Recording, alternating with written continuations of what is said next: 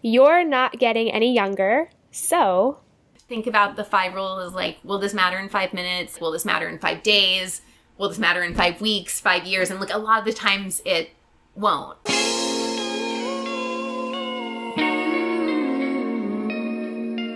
Hey you! Yes, you! Welcome to the You're Not Getting Any Younger podcast. A podcast for people who want to disrupt their lives. For a good reason. To make it count. I'm your host, Jen Glantz, and every week I'll drop a new episode with stories from real people just like you, who woke up one morning and decided to make big changes, starting with small things. We'll cover topics like entrepreneurship, love, failure, and self-care. Hey, you're not getting any younger, so let's make this an adventure. Ready? In 2009, this guy I had a gigantic crush on, who agreed to go on a few dates with me and then ghosted me, messaged me this on Facebook. The world is not full of good writers. Please take advantage of your gifts and write something with substance, maybe even something people can learn from. He was talking about this column I wrote for our college newspaper, where I gave mediocre relationship advice and blabbered on and on about my teenage mistakes. I wrote back defensively, more so because I wasn't over him ghosting me, and less about my writing because back then I was just happy to write at all, for free, for a college newspaper. Yet years later, that message sticks with me, and I look at it often, and now I finally understand what he was trying to say.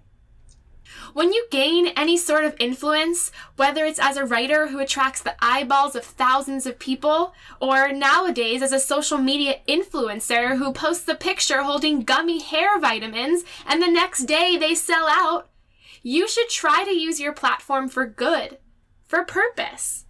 To use it as more than just a place to be selfish, to make money, to get people to think you really take those gummy hair vitamins when really you wear hair extensions.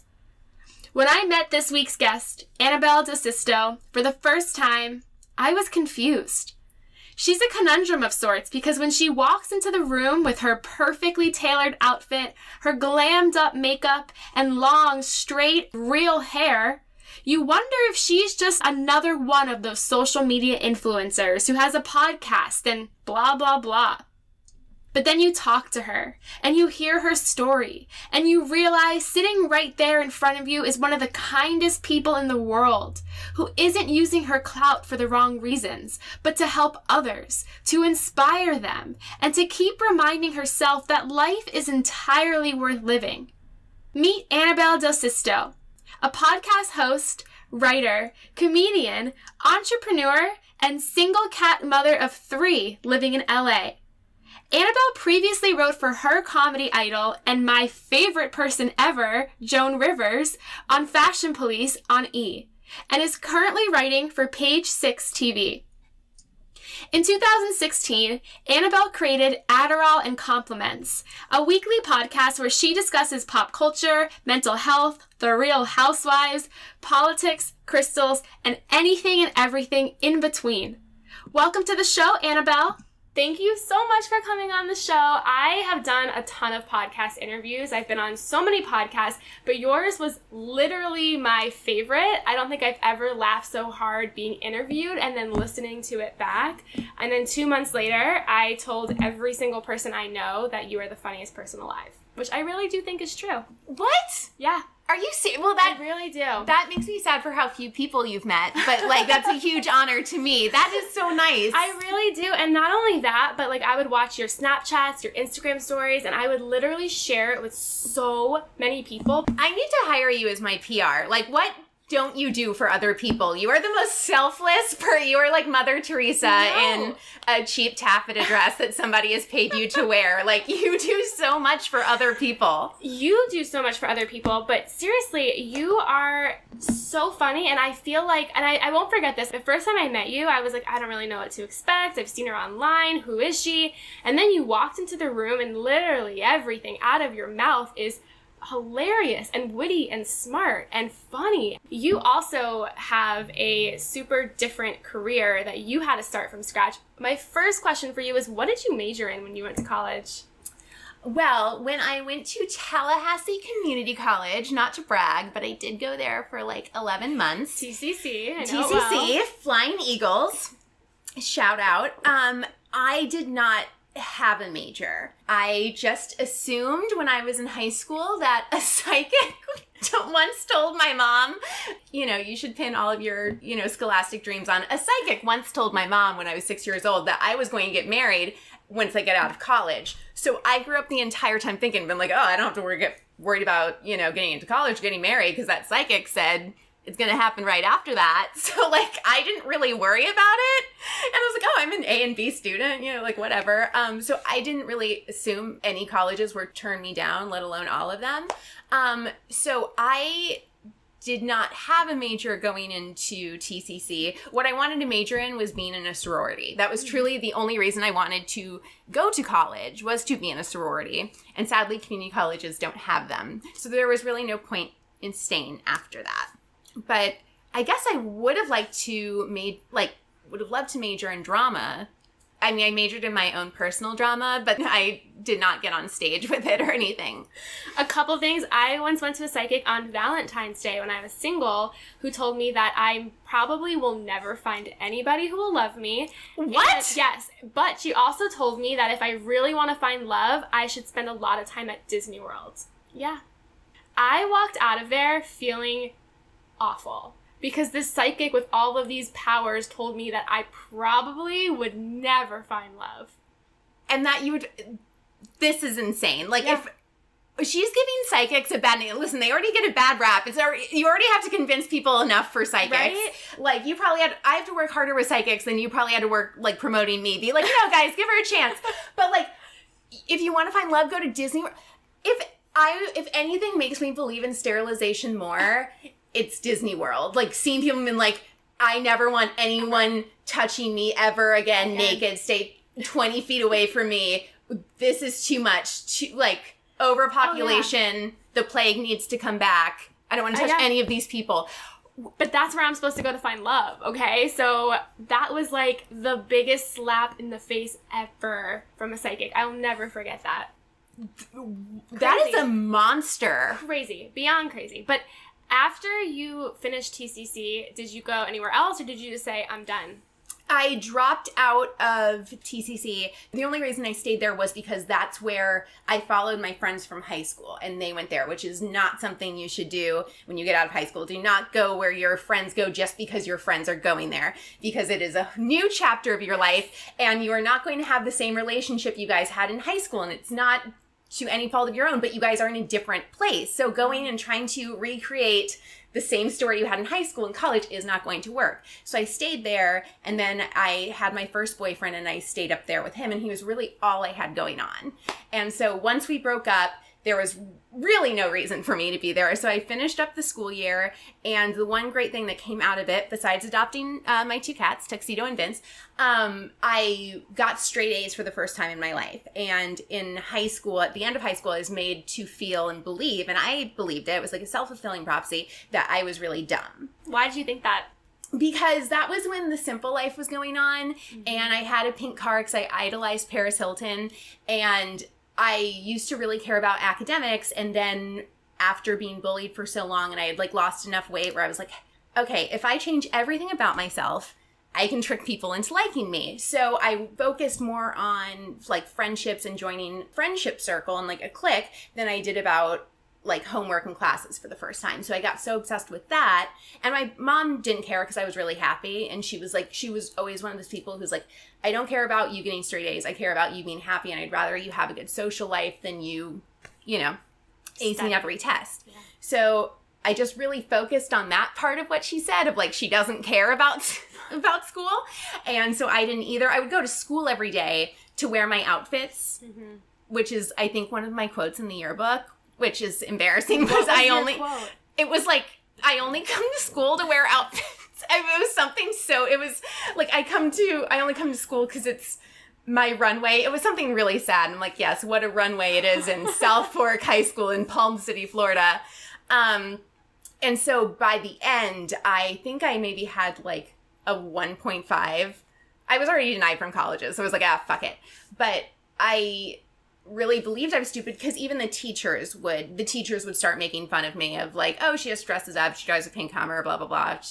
I would just walk around school, like go to school every day, but I would just like walk around to different classes and visit my friends.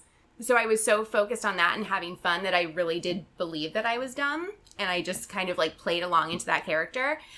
And so at least getting straight A's in college, it reinforced that I am intelligent and I'm not what these teachers have said about me. I love that you said that you had to change every single thing about yourself to get people to like you.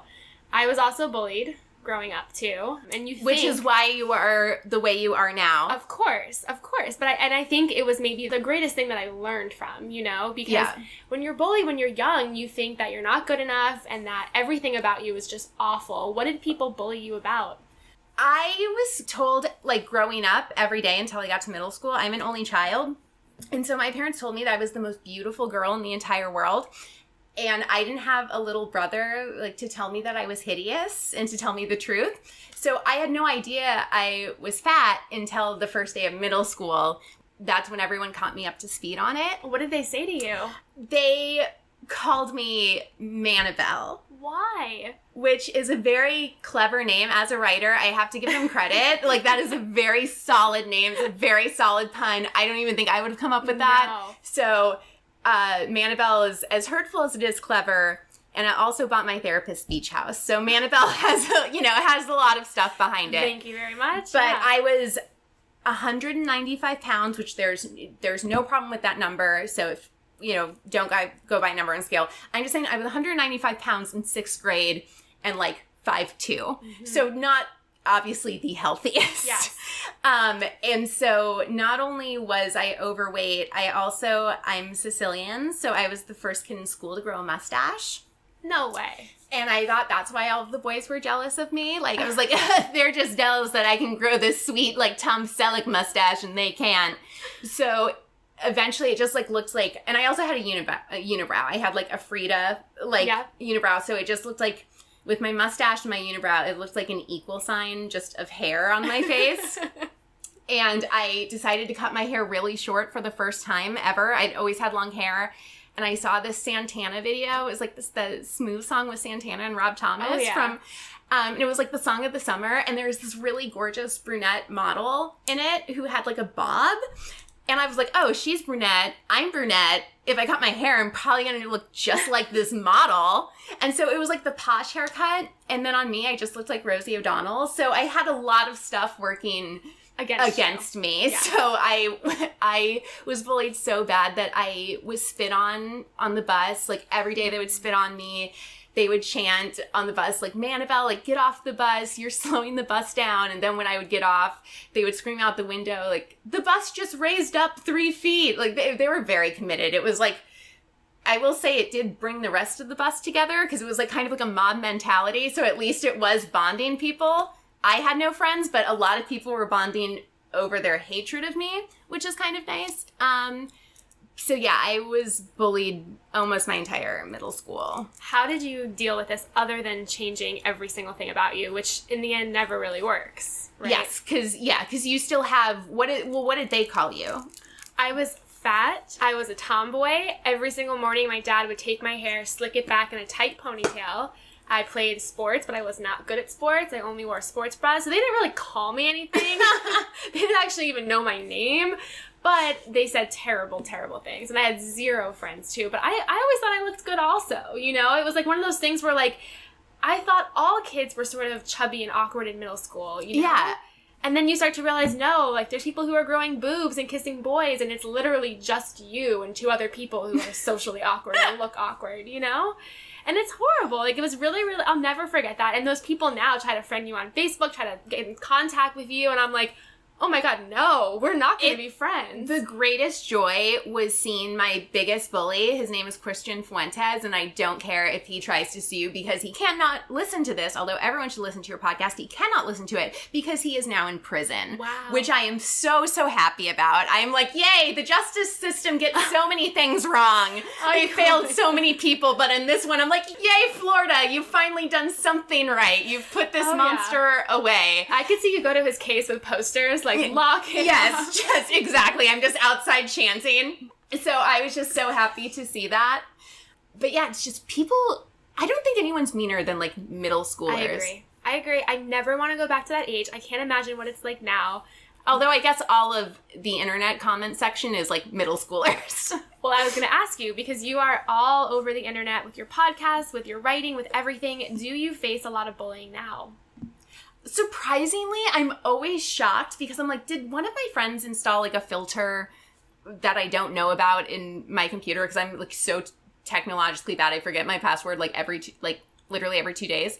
Because I'm shocked. I'm like, no, I should be getting like mean mail. There's something. I'm like, I'm so thankful for it, but I really haven't had any mean stuff. Like, thankfully my listeners, the kittens, are the most lovely, supportive. They're like it's like a therapy group outside where it's almost like, I know, like AA, but we can say each other's names and, you know, we don't have like cookies and stuff, unfortunately. But they're just such a supportive group because I feel like most of my listeners and like probably like your listeners have all been through the same situation of bullying and feeling excluded most of their lives and feeling awkward. And now we're in a different state of our lives, and now we're like powerful women and doing the things we've always dreamed of, but you still have that locked inside of you. Yeah, for sure. I get nasty emails all of the time. Really? What do they say to you? My most recent one told me that I am a disgrace to women and that I should take a long walk off of a short pier. Squeeze me? Yeah. For what? I have no idea. I sat there for a while and was like, oh my God, am I a disgrace to women? Like, what have I done wrong? And then I'm thinking about it. I'm like, nothing. I'm the biggest supporter of women. I help women. Was this a woman? Not that it matters. I don't because know. This it was person anonymous. Is they made up a insane. fake email. They sent it over. And I was, for a good 3 hours, really down. And I was like, should I even continue writing and doing all of this? Like, I really felt like shit when you get those kind of emails, you know? It's like, it brings you back to your middle school days when you're like, oh, wait, maybe it's like this giant imposter. And maybe everything I've done is, like, not right, you know? Because you crazy. Want to say, because you know this person is obviously jealous, this person is sad enough that if this is what's giving them pleasure, if they have to go online and if they have to take the time to create an account and set it up and make a fake name and create a whole password, like that takes some time all to dedicate sending a mean email to you where you're like, oh, that's flattering, but the part of you that focuses on it, it's, oh, I'm doing something wrong, this person says something hurtful to me, and there's no way that can't affect you. Even though you know that this person is a miserable troll, it still hurts, even though you can be sitting there looking at your stack of books you're about to sign for your fans, but still, like, this anonymous comment, it's so dumb because we can have the people say the nicest things to you. Like, when you go to your book signings, I'm sure you have, like, you hear 300 compliments and all these, like, wonderful stories of how much joy you've given people, and you forget that, but you remember look at the one email, and it sucks that that's what our brain holds on to. Mostly, like, people just unfollow me when I do political stuff, and I'm just like, you don't deserve to see pictures of tuxedo. Peace out. You're lost. I don't care. I don't want you listening to me. You don't get the pleasure of listening to my baby stripper voice, like, sashay away, goodbye, I don't care. I think the last insult I got was, like, from a fan of Teen Mom, not to brag, but I was blocked on Twitter by Janelle Evans, star of Teen Mom 2. Why? I wonder why. She has, surprisingly, the Teen Mom fans are very rabid, and they have a very loyal fan base that you, like, wouldn't think about. Well, Janelle Evans has, like, an entire army. And Janelle Evans searches for her own name misspelled on Twitter, because, like, when I used to, like, tweet jokes or whatever, like, this was years ago. And when I would make, like, a snarky comment, I would never tweet to that person. Sure. I would never, like, at that person. I don't want them to see, you know. So apparently I misspelled her name. So she has to search in Twitter her own misspelled name. Who does that? And I it was such a dumb joke. It was like, Janelle Evans is pregnant with her third child. Birth control is literally the only drug she's not on. And something like that. And she retweeted me and was like, my name is misspelled, fuck you. And like retweeting me was like, you're stupid. I was surprised you used the proper apostrophe for your. Well, apparently all her fans like went after me, and I had a lot of people saying like, fix your teeth, which is ironic coming from people who are fans of Teen Mom, which I'm like, is not, you know, the most dentist ideal pleasing show to watch. So yeah, a lot of comments about my teeth. That's like, but it's like kind of like that's the only thing they can comment on. So I was just like, know? yeah, it was just like, it's so strange. I feel like just the weirdest comments you get are from other women, which is that's exactly what sad. it is. Exactly what it is. Did you ever use comedy to combat all of this type of stuff when you were being bullied or growing up? Did you ever start using jokes or being funny to push a lot of this away? I was so miserable that I had no friends, so I would just go home crying and also smelling bad, because I did a typical like fat person move where you try to wear like a sweatshirt over your body. So I'm like, oh, they're just gonna think like I'm cold, like it's just a lumpy sweatshirt that I'm wearing in like 95-degree weather. So I'm wearing 95-degree weather giant sweatshirt, so I don't smell great, which is not helping my reputation at school. So I would just go home and I had no friends. So I would just like watch sitcoms all day and TV. Mm-hmm. Like TV was my best friend, still kind of is my best friend. And so I didn't really get to use any humor to the bullies to combat it. I mean, now I wish I could go and be on his visitor list and sit there and do a tight, 30 for him, all about Christian, which is such an ironic name to for him. I'm the way I am now because of them. Yeah. And so I guess they did help me because I would go to my therapist every week and I would try to make her laugh. So I was always just trying to make like adults laugh because they were the only ones who couldn't get away from me because they were like my teachers and like had to be there. And like my therapist is literally getting paid to listen to me. So I think just trying to make adults laugh was what I did growing up. How did you realize that you wanted to make a career out of comedy? I never in a million years thought I would make a career out of comedy. I always loved stand-up comedy. My 12th birthday present was going to see Ellen DeGeneres on tour, like when she still did stand-up, and when I still thought she was nice, because apparently she's like a monster behind the scenes. I heard that too. Shocking. It's so disappointing. I heard that too. I'm not surprised though. And were you the one that told me that Amy Schumer is also the worst person in the world? I've heard, yes. And I'm like, and I feel so shitty saying that because I'm like, I should support other women, but I'm just like, she was like really rude to me in a restaurant once. I remember you told me that, and now every time I see her in a movie, I'm like, I will not support her. She was so mean to Annabelle. It's crazy. And I'm like, that was like 6 years ago, and like nobody knew who she was. When were you thinking, okay, I'm funny, I can make money off of this? Oh, I thought I was funny. I never thought I was like comedian funny ever. I got into stand-up comedy because I was moving here and I did not know anyone. Like literally the only person's number I had in my phone who lived in California was Jamie Kennedy from the Jamie Kennedy Experiment. And I only had his number because I was interning at a radio station in Seattle and we had to bring him in for an interview and I was like waiting for his call in the parking lot. That is the only number I had of somebody in California. So it was like, if I'm in an emergency, I can't call up Jamie Kennedy and be like, hey, remember the intern who got you coffee 8 months ago?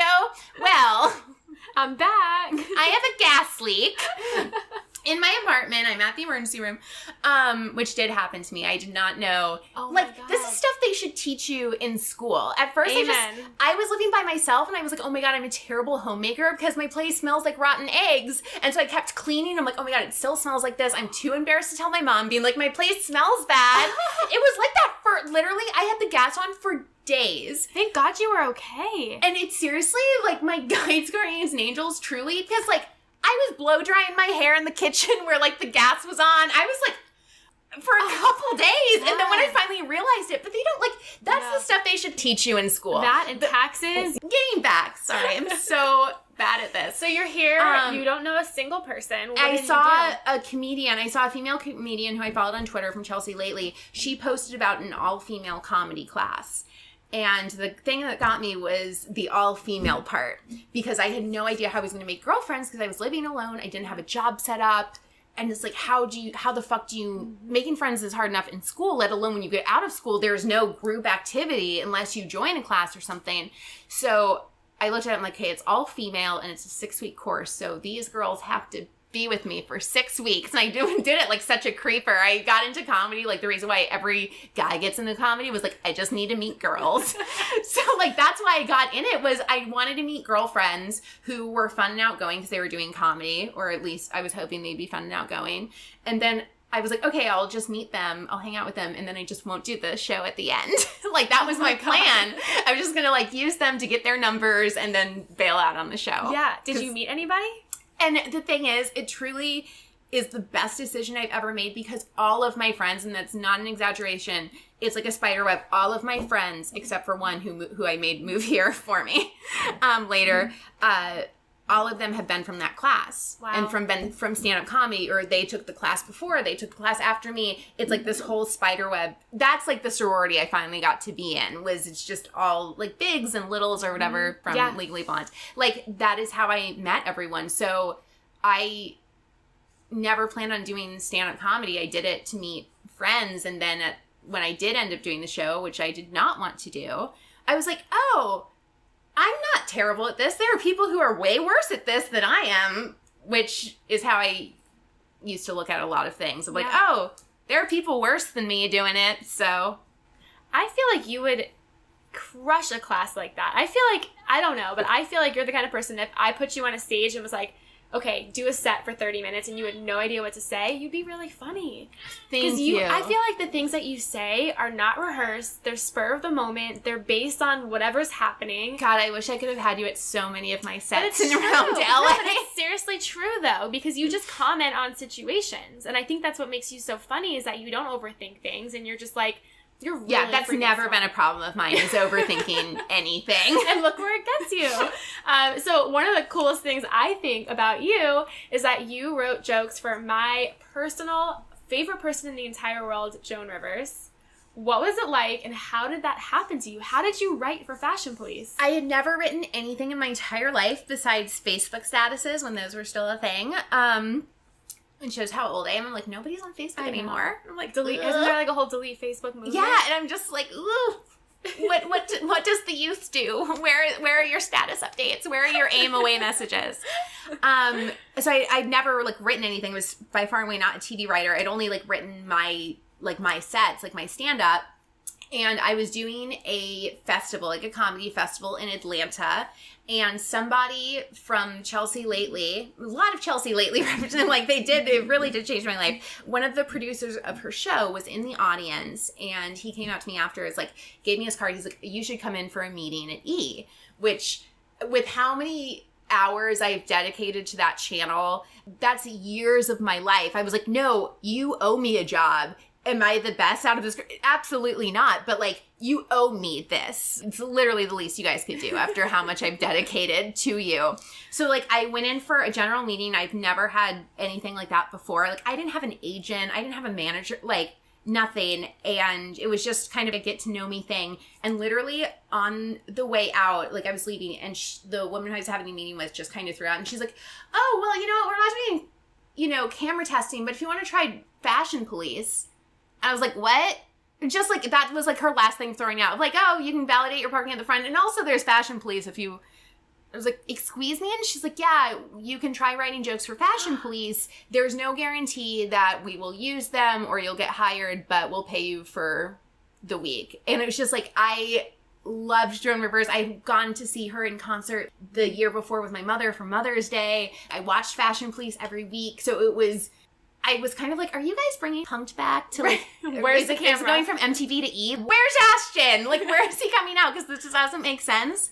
And so how they did it was just, they were like, okay, we're going to send you 20 pictures and you write 10 jokes for each picture and email them in. And we have no idea if you're going to use any of them, but you get paid anyway. So you had no idea if your jokes were going to be on until you watched the show, because it wasn't like in a writer's room. Yeah. It was writing from home without my pants on or a bra, which is like my go-to state.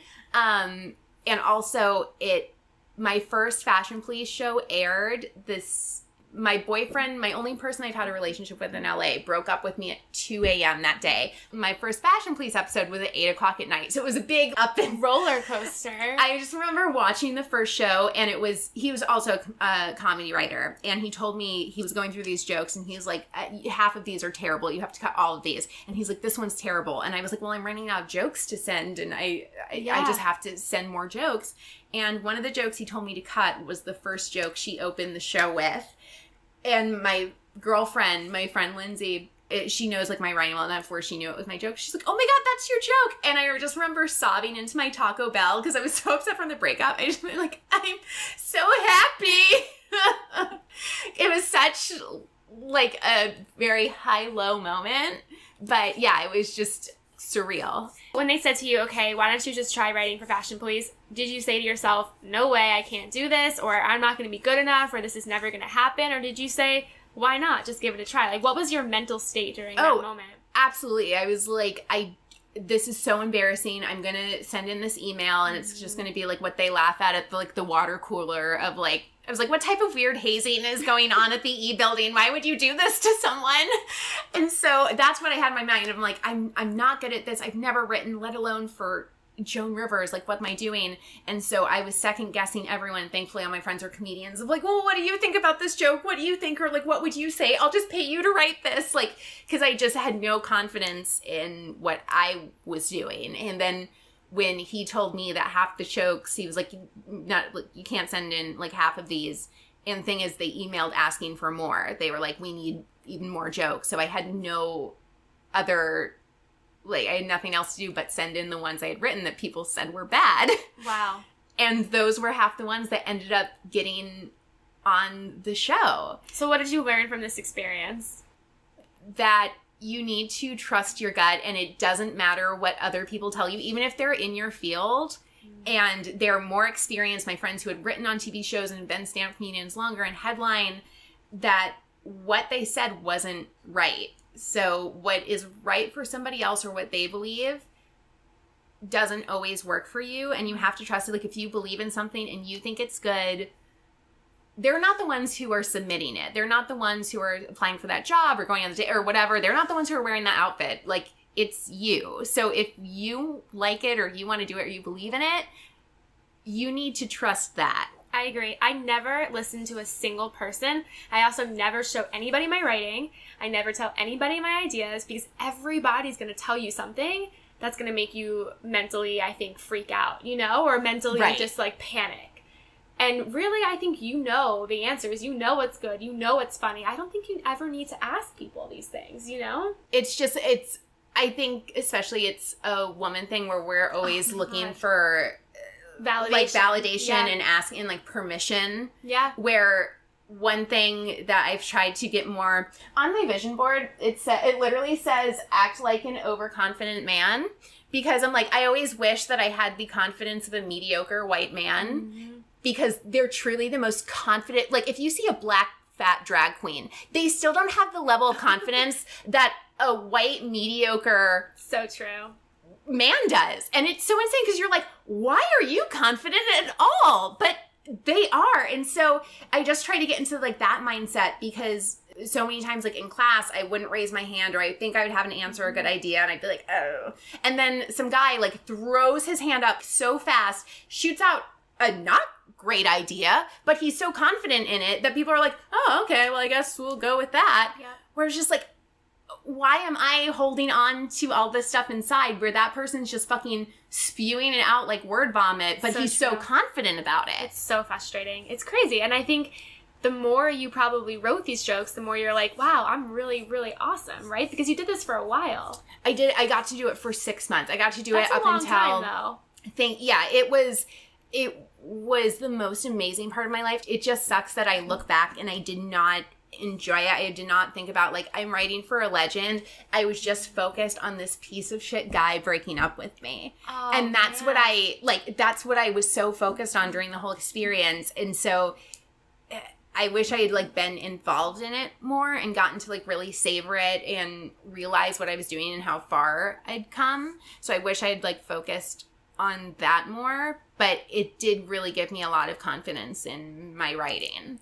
What was it like to meet Joan in person? I was just so shocked at how nice she was. She's truly one of the nicest people I've ever met, just not even just out of celebrities, but just out of people in general. She was like the warmest grandmother ever. And I went to a taping, and she came over to the audience, and during one of the breaks, which is like very rare if you've ever been to a TV show taping, that the host ever comes like to the audience and like asks them anything, especially during break. And so she came up and she was like, "Who has questions for me?" And everyone in the audience just like sat there, because it was like they got paid like $20 and it's like 9 a.m. And then she's like, "Are you fucking kidding me? I'm a legend. How do you not have questions for me?" And it was just like so funny. And she gave everyone candy. Like she was passing out candy herself. Like it was like weird trick-or-treaters. She was just so kind, and I was afraid I was going to fall on her because she was so tiny. And I was trying to like scoot down and talk to her, and she just told me, she's like, "You need to go up every single night." And she like held my hand. She's like, "Whatever I say here, take it and use it. Whatever I say is yours. Whatever, any thoughts I have, go take it, make it your own, do it." And she was so generous. She was just like, anytime you have an opportunity to get up, you need to take it. And so that is what she like really started. I mean, granted, it was like only 5 minutes, but The best 5 minutes. You know, when I was working in New York, her office was 2 floors above the office that I worked at, and I would ride the elevator up and down every single day trying to either be in the elevator with her. I'd stop on the floor and like peek in to see if I can see her. I was obsessed with her. The year she died, for Halloween, I dressed up as her. Oh my God, are you serious? I went up to the floor that she worked on and like cried because I was so in love with her. I thought she was one of the best people in the entire world. I never met her, but I always assumed that she would be somebody in real life who would be so genuinely awesome. She was so kind and so supportive. Yeah. And just truly like one of the most magical people I've ever met, and was like so present talking to you, where she's filming her own show. She's fucking Joan Rivers, and she's looking at me and talking, like anybody she talked to, she was so focused on them and made you feel like you were the only person in the room. And it's just, I mean, I know non-famous people who are way bigger assholes than that. And I'm just like, you're a legend. You don't even have to be nice to anyone. No. And it's like, would make sense because they're like, oh yeah, she's a legend. Like she doesn't have to, but just the most genuinely kind, like person so sad ever. And I just always remember that. And she's like said it in a bunch of interviews that she was like, I was smart enough to go through any door that opened, which is something I try to like remember, where she just said, take any opportunity and take every opportunity. And like in her documentary, like I'm sure you've seen it, that she just said like yes to everything. And so I wish I had done that more. Well, after she told you that, what did you do differently in life? Did you start performing more? What was your next step after you got that advice from her?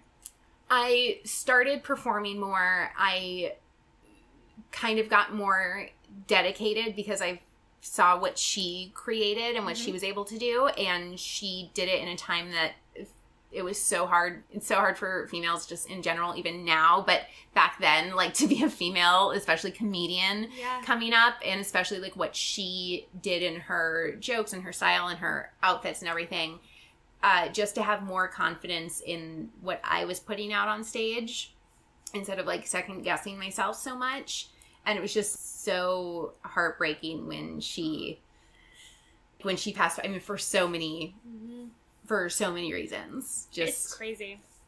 And it was the saddest thing. Yeah, to go from that, and then when they rebooted it with Kathy Griffin, who I also used to love, like I didn't get hired back because they said that she was going to bring in all of her own writers. So that like really sucked, and that like took a big dive out of my like confidence of that was like in one of the lower periods. After that, you went on to do comedy. You started a podcast. What made you want to start your podcast? I was in such a terrible depression. It was like the deepest depression I've ever had in my entire life. And I had stopped performing completely because I not only like could I not get out on stage, I could not get out of my own apartment or like my own bed. I gained 38 pounds. And it was just like so miserable. And what gave me the most joy was like performing, and I wasn't able to do that anymore. And I couldn't even leave my house like to go see my friends, because all my friends are comedians and they all hang out at comedy clubs. And I was just so miserable and like sad. So since I wasn't performing and I had no outlet, I finally started a blog, and I started doing like blog recaps, and I didn't think anyone would read them, but it was like my first time getting back to like writing. And then people started reading them, and they were actually like very funny, which it still feels weird to say that, because I'm like, no, I need to take pride. Like, they were actually very funny. They were. I read them. And so I was doing that, but I still like could not go in front of people on stage. And my mom was like, you need to start a podcast. Because I started going on like my friend's podcast as a guest. And the great thing about podcasts is they can't see you. So it's like, they can't tell that my jeans are unbuttoned right now. And besides, I just told them.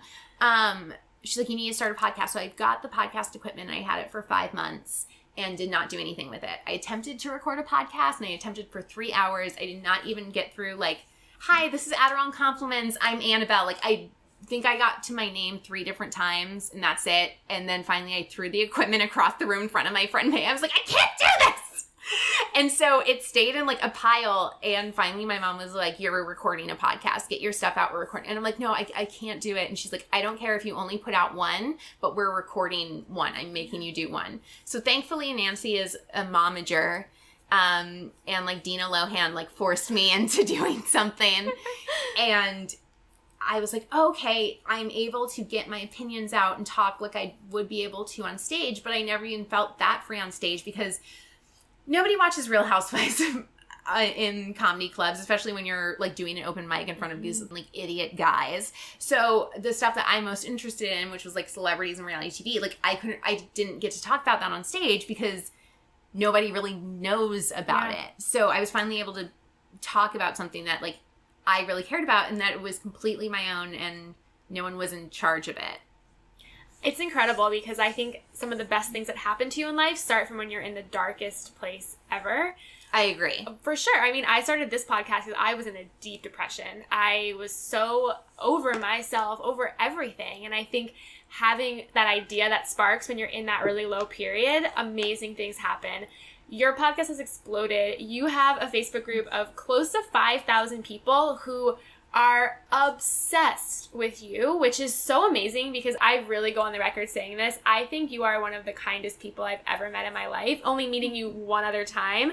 But you have so many people who love the podcast, love you, and you don't look at them like they're just fans. You look at them like each and every one of them are your best friend. Like, I know I know more about them than I know about people like that I know in real life. Like, because I do feel like I'm almost having like a catfish relationship with them, where I talk to them every day, where there's the people in your real life, but I'm like having this online relationship with them, because they just know my kittens. Like, I would have never come out about my depression if it wasn't for them, because I never felt so much support and so much kindness, and not like I felt like I owed it to them.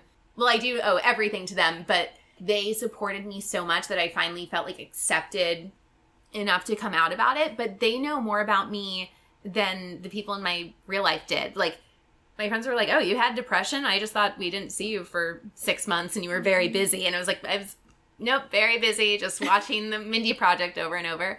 But it's like, yeah, they know more about me than people in like my real life do, just because they're the kindest, most supportive people, and like they're so inspiring, and they have these incredible stories that I'm lucky enough that they share with me and everybody else in the group. And it's so supportive. Like, one of the kittens, like, she was like fined $150 for like a dog pooping in her yard or something, or the apartment thought it was like her dog or something. And she's like, I have a $150 bill and I have surgery next week. They found her on Venmo, and she like got $150 in like an hour. Oh my God. And she didn't even ask for it. Like, one of the kittens just found her on Venmo and posted her Venmo information. And it's this incredible community where a lot of them have never met in person, but they're so close anyway. It's like really incredible. No, I mean, I'm in a lot of Facebook groups for a lot of different people who I guess try to be like you or want to be like you, but they don't treat the people in the group as well as you do. I mean, I remember, I think sometime last year, a bunch of the people in the group were getting together and they're like, oh my God, maybe we can FaceTime Annabelle. And you were like, sure, definitely. And they did pictures of it. And I was like, that is just like the nicest thing in the world, that you make yourself not only available for them, but you truly care about everything going on in their life, which is not what everyone else does, you know? Thank you. I mean, yes, Tuxedo. I mean, they really are. I mean, they're like my friends in my head because they are. And then I'm like, I feel bad for them. It's like, ooh, big mistake giving me your cell phone number because I like text them all the time. So I'm sure they regret it. But yeah, it's just the fact that they are meeting and there have been friendships sparked just from this, and that girls are getting together, and it's the hardest thing in the world to go meet somebody, even somebody that you know. Like, I have this, like, social anxiety, and I'm like, Same. I've known these people for 5 years. Why do I have, like, going to meet them? Doesn't matter. Let alone they're getting together, like, groups of, like, 10 of them, and they've never met each other. Some of them are driving, like, 2+ hours to go meet them. Like, to me, that is so nerve-wracking. I don't think I could ever do that. And the fact that they're doing this, I'm so amazed and, like, so proud and, like, inspired. And I'm like, oh, I'm glad you guys are doing that. I'm going to keep watching over here, and one day maybe I'll do that. What has been the most rewarding part about doing all of this? The Facebook group, the podcast, your comedy. What have you found to be just the best part of it all? The best part of it, and the most shocking, was the mental health episode, which I think is like episode like 54 or something. I had struggled with depression and mental illness my entire life. I finally went on medication for it like 1.5 or 2 years ago. And it was like my secret shame. And doing the podcast, I finally decided to come out about it. And never in a million years did I think that would be like our most popular episode, or did I think it would resonate with like a couple people. And that's the episode I've gotten the most emails about, that I've gotten the most messages about. And like to realize that everybody else is feeling the exact same way you are. Other people are just, some people are better at pretending than other people. But it's like so many people are going through this. And the thing with mental illness, or especially like what I was going through in depression, what makes you feel like you're so alone in this and you're the only one feeling this way, and that you're so isolated because that's how you feel. Then when you realize that so many other people feel like that, and you're not weird, and there's nothing wrong with you, and it's not a fault of you being lazy or shy, or, you know, you just choosing to be like a Debbie Downer. Like, it's an actual thing that so many other people are dealing with. And so to feel like that support from them, and like having this community and them sharing, and people being like, this inspired me to go into therapy, or it finally inspired me to get on medication. And it's like, what inspired me to come out about it and get on medication was Chrissy Teigen, because she came out about being on antidepressants and like mental illness. And I was like, oh my God, if she has this, it clearly isn't something you choose. Like, mental illness doesn't see how you look, or see who you're married to, or see what your job is as a supermodel. Like, it's in you genetically. It's like a DNA thing. So seeing her come out about that, and then, like, that's what I've gotten to bond with so many people over. That's been, like, the coolest part. It's so amazing because you use your platforms for so many awesome things. I have one more question for you. Fill in the blank. Do you want to fill in the blank? All right, fill in the blank. You're not getting any younger, so... You're not getting any younger, so do whatever you've been thinking about doing. And whatever you're most scared of, which for me, it's body stuff. Like, I didn't go to so many things. I didn't do so many things because of how I felt about my body, or my weight, or my skin, whatever. And like Bobby Brown, not the one who's married to Whitney, like, because I should not quote him. You should not take any life advice from that Bobby Brown. But Bobby Brown, the makeup woman, I read in an interview, she said something that has stuck with me so much. And I keep trying to remind myself this. She said, if I could have all the minutes back of times I criticized my body and I didn't go places because of how I looked, I would have years of my life back. And that, like, hit me so hard, because I'm like, nobody cares, like, that you've gained 5, like, you're the only one who can really tell that. And also, everyone is so focused on themselves. So true. No one is paying attention, and unfortunately we don't get to see ourselves how other people see us. We see ourselves at like the worst, and scrutinize and pick everything, where it's like, if we could only see each other how, like, if we could see ourselves like how other people see us, we feel so much better. Think about the 5 rule is like, will this matter in 5 minutes? Like, will this matter in 5 days? Will this matter in 5 weeks, 5 years? And like, a lot of the times it won't. So it's just like, don't let how you're feeling about your body or your looks stop you from doing something. And also, you're going to be the same weight and have that same pimple while you're sitting at home or if you were outside. Like, it's still there. Like, so don't let it prevent you from doing something you want to do. I love that.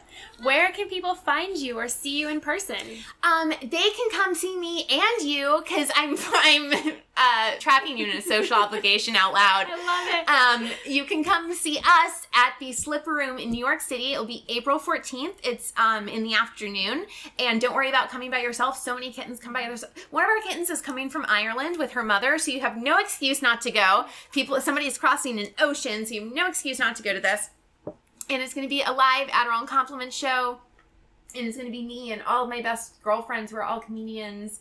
And it's just going to be so much fun. So that'll be April 14th. And you can get tickets on my website, AdderallAndCompliments.com. It'll be at the Slipper Room. And you can find the podcast, Adderall and Compliments, on iTunes. And you were like one of my favorite guests ever. So I suggest that you go and listen to our episode because it was so, so funny. And thank you so much for having me. I hope I answered like half a question. I'm so You seriously are amazing. Hey you! Thank you for listening to the You're Not Getting Any Younger podcast. There are hundreds of thousands of pods out there, so thank you for listening to this one. You can find the show notes for this week's episode up on our website, anyyounger.com. Subscribe, rate, and review the You're Not Getting Any Younger podcast on iTunes so that other ears around the world can listen too. Oh, and join our secret You're Not Getting Any Younger Facebook group, where over 1,000 people are talking about how to disrupt their lives, for a good reason, to make it count. Until next week, all my love, Jen Glantz.